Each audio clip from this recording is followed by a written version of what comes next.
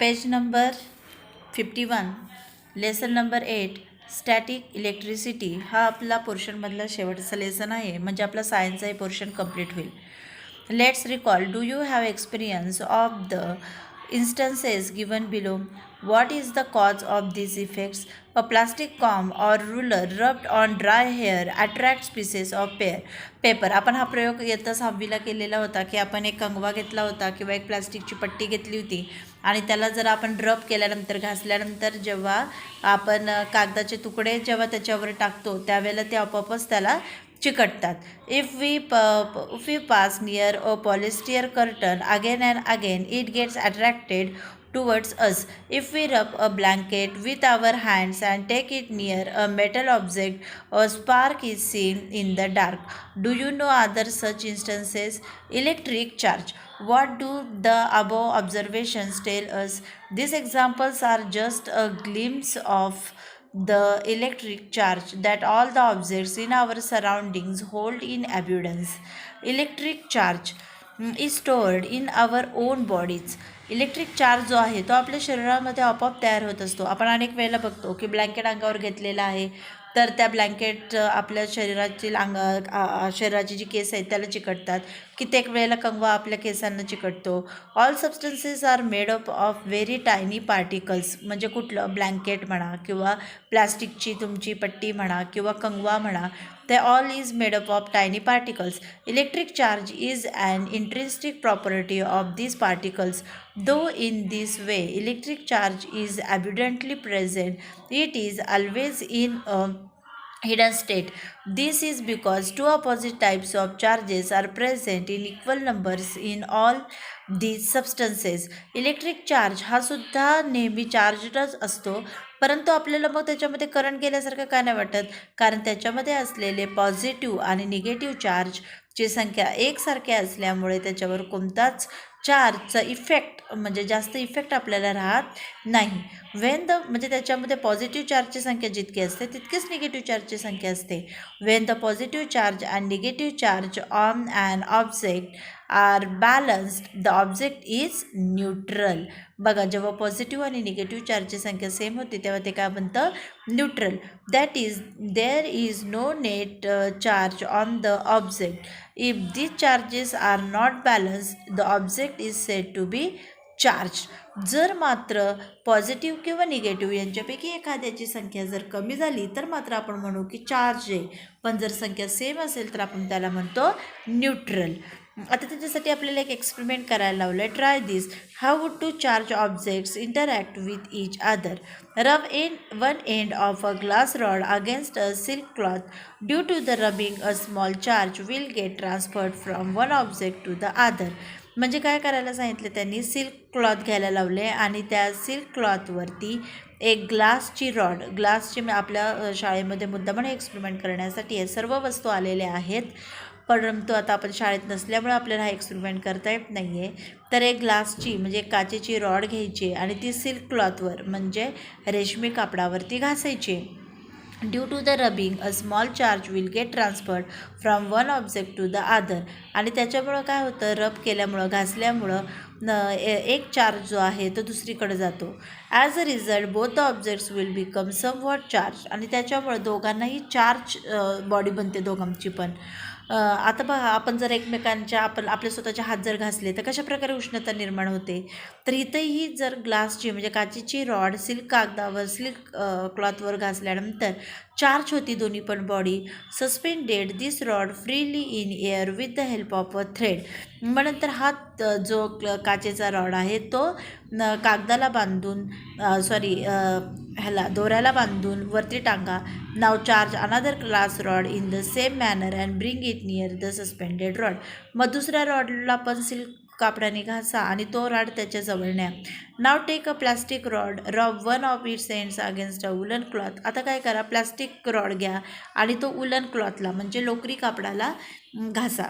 नेहमी लक्षात ठेवायचं, ग्लास रॉड जो आहे तो सिल्क क्लॉथला आणि हा जो दुसरा जो रॉड आहे तो प्लास्टिकचा तो कशावरती? तर उलनच्या म्हणजे लोकरी ह्याच्यावर घासायचा. Bring that in near the suspended glass rod. Now what do you see? The two rods are pulled towards each other. तर आता जेव्हा आपण ग्लास रॉड आणतो आणि त्या ग्लास रॉडच्या शेजारी आपण ग्लास रॉड काय केलं आहे तर सिल्क कापडाला घासलं आहे आणि आपण काय केलं आहे तर प्लास्टिक रॉड जो आहे तो उलन कापडाला घासला. आता जेव्हा आपण ग्लास रॉड आणि हा उलन रॉड ग्लास रॉड आणि प्लॅस्टिकचा रॉड बघा आपण काय केलेलं आहे जेव्हा एकत्र आणलेलं आहे ग्लास रॉड आणि प्लॅस्टिकचा रॉड तेव्हा मात्र ते एकमेकांना अट्रॅक्ट होतात. जसं मॅग्नेटच्या बाबतीमध्ये आपण पाहिलं की ते कशा प्रकारे एकमेकांच्या एकदम जवळ जातात चिकटतात एकमेकांना. तो एक्सपेरिमेंट आपण 6th स्टँडर्डला केला होता. तर तसंच इथे सुद्धा काय होतं तर ग्लास रॉड आणि प्लॅस्टिक रॉड एकमेकांना एकदम अट्रॅक्ट होतात. पण जेव्हा आपण दोन ग्लास रॉड एकमेकांच्या जवळ आणतो तेव्हा मात्र ते एकमेकांपासून दूर जातात. दोन ग्लास रॉड एकमेकांच्या जवळ आणला तर तो एकमेकांपासून दूर जातात. पण आपण ग्लास रॉड आणि प्लॅस्टिक रॉड एकमेकांच्या जवळ आणला तर मात्र ते एकमेकांना अट्रॅक्ट होतात. What did you find in the first experiment? Two rods carrying similar charge push each other away. तर पहिल्यांदा जे दोन्ही ग्लास रॉड आपण आणले होते त्यांच्यावर एकसारखा चार्ज होता आणि त्यामुळे ते एकमेकांना अट्रॅक्ट झाले नाही तर ते एकमेकांपासून बाजूला झाले. दिस इज कॉल्ड रिपल्शन. याला म्हणतात repulsion.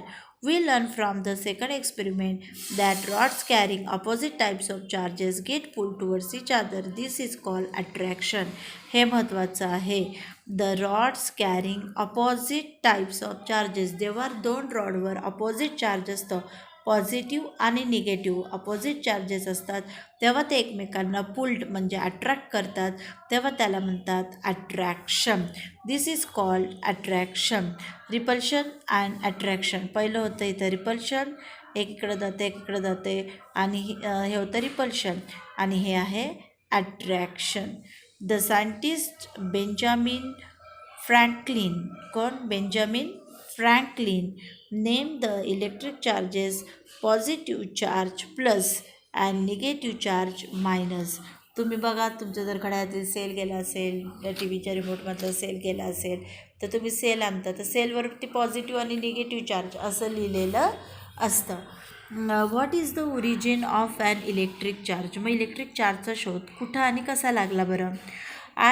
All substances are made up of particles and these particles are ultimately made up of very tiny atoms. आपल्याला माहिती आहे की सर्व पदार्थ हे पार्टिकल्सनी बनलेले असतात आणि ते अतिशय चिमुकल्या अशा अणूंनी बनलेले असतात. We shall be looking at the details of atomic structure later. At this stage, it is sufficient to know that each atom contains a stationary positive charge and moving negative charges. These two charges being perfectly balanced, an atom is electrically neutral. तर एखाद्या रॉडमध्ये किंवा एखाद्या वस्तूमध्ये positive आणि negative चार्जची संख्या एकदम same असते आणि म्हणून ते न्यूट्रल बनतं. All objects are made up of atoms which means that they are electrically neutral. Then how do objects become electrically charge. मग एखादी वस्तू इलेक्ट्रिकली चार्ज कशी बनते तर त्याच्यामध्ये पॉझिटिव्ह किंवा निगेटिव्ह या चार्जची जी संख्या आहे ती कमी जास्त होत असते. For some reason the balance of electrically neutral atoms get disturb. For example when certain objects are rubbed against each other the negatively charged particles on one object go to the other object. The object to which they go becomes negatively charged due to an excess of negatively charged particles. तर रब केल्यामुळं काय होतं तर negative charges एका बाजूला जातात positive charges एका साईडला जातात आणि चार्जेसची ट्रान्सफर झाल्यामुळे ती बॉडी चार्ज बनते. Similarly the object from which the negatively charge particles go away because positively charge due to the deficiency of negatively charge particles. It means that of the two objects being rubbed one becomes positively charge and the other negatively charge. जेव्हा आपण दोन वस्तू एकमेकांना घासतो त्यावेळेला कुठला तरी म्हणजे एखाद्या बॉडीमध्ये निगेटिव्ह आणि पॉझिटिव्ह यांची संख्या समान असते आणि म्हणून ती न्यूट्रल असते. पण आपण जेव्हा ती घासतो तेव्हा पॉझिटिव्ह आणि निगेटिव्हपैकी एखादा चार्ज दुसऱ्या याच्यावरती जातो आणि त्याच्यामुळं पॉझिटिव्ह किंवा निगेटिव्ह याची एकतर संख्या वाढते किंवा कमी होते. ज्याची संख्या जास्त तो चार्ज त्या बॉडीवरती निर्माण होतो. जसे इथं दाखवले निगेटिव्ह चार्ज बॉडी इथं दाखवले पॉझिटिव्ह चार्ज बॉडी. इथं दाखवलेले पॉझिटिव्हची जेवढी संख्या आहे तेवढीच निगेटिव्हची संख्या आहे. इथे पॉझिटिव्हची संख्या तेवढी निगेटिव्हची संख्या म्हणून हे झालं न्यूट्रल. याच्यामध्ये निगेटिव्ह किती आहे बघा, 1 2 3 4 5 आणि पॉझिटिव्ह किती आहे 1 2 3, म्हणजे निगेटिव्हची जास्त संख्या आहे म्हणून हे झालं निगेटिव्ह चार्ज. याच्यामध्ये पॉझिटिव्ह किती आहे 1 2 3 आणि निगेटिव्ह किती आहे एकच म्हणून हे झाली पॉझिटिव्ह चार्ज बॉडी. आणि ह्याच्यामध्ये जेवढी पॉझिटिव्ह आहे तितकेच निगेटिव्ह आहे जर असेल तर ते न्यूट्रल. आता इथं बघा पॉझिटिव्ह आणि इथं आहे निगेटिव्ह, मग ह्यांच्यामध्ये काय झालेलं आहे तर फ्रिक्शन केलेलं आहे आपण, म्हणजे घासलेलं आहे. पुढे आपण पाहूया, try this materials paper, polythene, nylon, cloth, cotton, silk, cloth etc. Procedure: first take up the objects mentioned in the chart near some small pieces of paper. तुम्हाला पेपरचे तुकडे करायचे आहेत. Observe what happens. Then repeat these objects in turn against one of the given materials and take it near the pieces of paper. Record your observations in the chart. आता हे जे प्रयोग आहेत ते तुम्हाला खरंच करायचे आहेत आणि आपला जो सायन्सचा एक्सपेरिमेंट आहे त्यासाठी 5 मार्काला हा एक्सपेरिमेंट आहे, तर तुम्ही याची तयारी करायची आहे. हे तुम्हाला वस्तू इझिली भेटणार आहेत म्हणून तुम्हाला हा प्रयोग करायचा आहे. आधी इथं काय दिले, मटेरियल यूज्ड फॉर रबिंग. हे बघा इथं मटेरियल्स पण दिलेले आहेत, प्रोसिजर दिलेली आहेत. हे तुम्हाला एका कागदावर लिहायचं आहे आणि मला पाठवायचं आहे. आणि प्रयोग प्रत्यक्ष करतानाचा व्हिडिओ मला पाठवायचा आहे. Whether paper pieces get attracted yes or no, हा चार्ट तुम्हाला भरायचा आहे. आता बलूनमध्ये काय आहे, बलूनला पेपर चिकटतात का. Does the object get charge yes or no, जर चिटकत असतील त्या बलूनला, बलून घ्यायचा आहे तुम्ही, तो घासायचा आहे अगोदर आणि मग त्याला जर पेपर चिटकत असतील तर ते काय झाली चार्ज बॉडी. मी त्याला यायचं yes. Ball pen refill, ball पेनची रिफिल घासायची आहे, त्याला चिटकतात का असतील तर येस म्हणायचं, म्हणजे ती चार्ज बॉडी आहे. इरेझर, रबर पण घासायचं आहे, त्याला चिकटतात का कागदाचे तुकडे असतील तर येस लिहायचे, चार्ज बॉडी. वुडन रुलर म्हणजे काय, लाकडी पट्टी, ती घासा, तिला कागदाचे कपडे चिकटतात का. स्टील स्पून म्हणजे काय तर घरातला चमचा. या सगळ्या वस्तू तुम्हाला अवेलेबल आहेत घरामध्ये आणि तुम्ही इझिली करू शकता. त्यानंतर एक कॉपर स्ट्रीप, हे जर तुम्हाला अवेलेबल नाही भेटलं तरी चालेल. एवढा 5चा एक्सपेरिमेंट करून तुम्ही मला पाठवायचं आहे. ज्यांना भेटेल त्यांनी हे पण करा. कॉपर स्ट्रीप म्हणजे काय तर तांब्याची असलेली एखादी पट्टी. तुमच्या घरामध्ये जर तांब्याची एखादी पट्टी असेल तर त्याच्यासाठी तुम्ही अभ्यास करून बघा. Repeat this procedure with each of the given materials. हा प्रयोग तुम्हाला करायचा आहे आणि मला दाखवायचा आहे. पुन्हा एकदा सांगते मी तुम्हाला काय करायचं आहे, तर कागदाचे छोटे छोटे तुकडे करायचे आहेत. त्याच्यानंतर इथं दिलेल्या वस्तू घासायच्या आहेत आणि मग नंतर एका कापडाला घासा किंवा मग कुठल्या मटेरियलला घासा आणि नंतर मग ते पेपरला चिटकवा आणि मग नंतर जर चिटकत असेल तर ती बॉडी चार्ज आहे, नसेल चिटकत तर ती बॉडी चार्ज नाही. Always remember each atom is electrically neutral. It has equal atoms of the positive and negative charge. प्रत्येक बॉडी जी आहे ती न्यूट्रल असते कारण त्याच्यामध्ये पॉझिटिव्ह आणि निगेटिव्ह चार्ज सेम असतं. पण आपण जेव्हा तिला घासतो किंवा हे करतो त्यावेळेला एखादं पुढं मागं जातं आणि मग बॉडी चार्ज होते. If for some reason the negative charge decrease म्हणजे कमी होणे. जर काही कारणाने निगेटिव्ह चार्ज कमी झाला तर आपोआपच ती बॉडी पॉझिटिव्ह बनते कारण पॉझिटिव्हची संख्या वाढली. The atom becomes positively charge. Use your brain power. Do all the objects get charge by rubbing. सगळ्याच वस्तू घासल्यामुळं चार्ज होतील का, तर बघा आपण सगळ्या वस्तू घासल्या पण एखादा चार्ज दुसऱ्या वस्तूवर गेला पाहिजे. जर नाही गेला तर ती बॉडी चार्ज होणार नाही. त्यामुळं घासल्यामुळं प्रत्येकच वस्तू चार्ज होईलच असं नाही.